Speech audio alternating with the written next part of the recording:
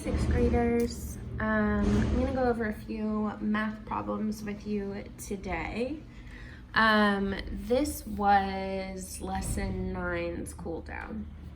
And it says select all numbers that are solutions to the inequality W is less than 1. So we know this is a variable, this is a letter that represents a number. It's the same thing as saying question mark is less than 1. It's just a more mathematical way of saying this. So basically all we're doing here is asking ourselves, like, if we plop these numbers in for our variable, is it true? So I'm gonna rewrite it. Is it true that 5 is less than 1? Nope. So that is, I'm not gonna select that number. Is it true that -5 is less than 1? Yep. So I'm gonna mark that one. Is it true that 0 is less than 1? Yep. Awesome. Is it true that 9/10 is less than 1? Sure is. Is it true that -1 3/10 is less than 1? Yes. So we're gonna do another problem here. It's very similar to this one.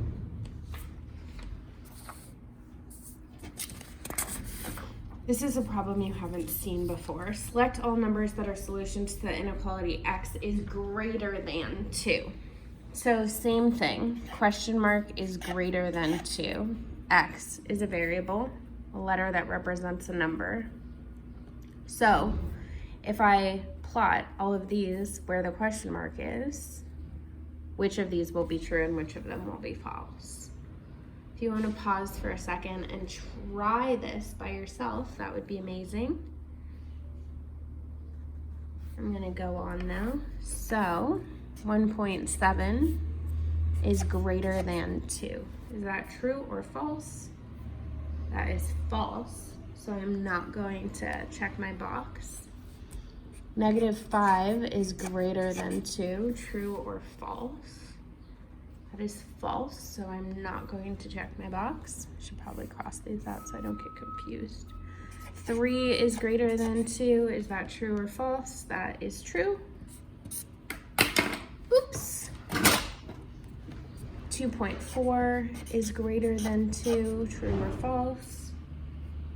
It's true. Ooh, the absolute value of -4. So I know that the absolute value of -4, how many units is -4 away from 0? It's 4 units away from 0. Is it true or false that 4 is greater than 2? It's true. Okay. So in a problem like this, it's just asking, if I replace this number with the variable, is it true or false? If it's true, you're gonna mark the box. If it's false, then you're not gonna mark the box. And then this is from the problem set from lesson 9. Select all true statements. Some of us forgot that absolute value is always positive, which is a super common mistake because it's new. So I'm actually gonna rewrite all of these with no absolute value signs before we start. So -5 is less than the absolute value of -5. How many units is -5 away from 0? It's 5 units away from 0. The absolute value of -6, 6 units away from 0.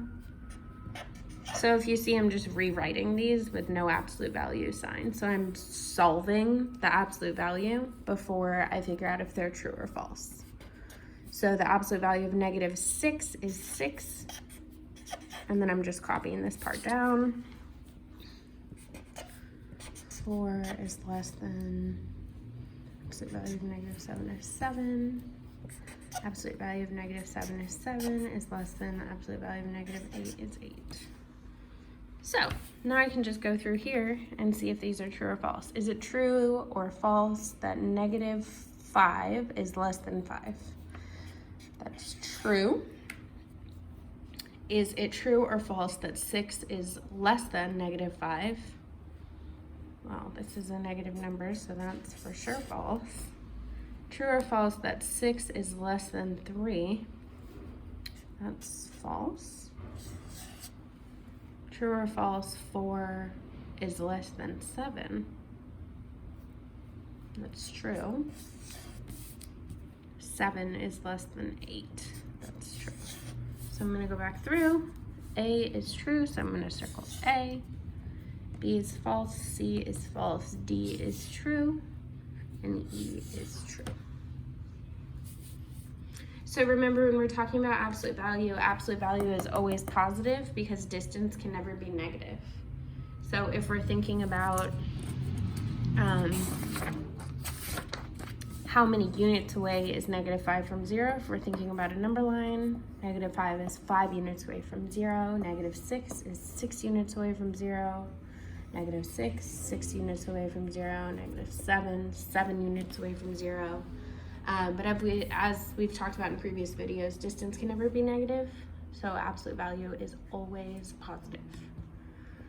Reach out if you have any questions. I'm happy to help.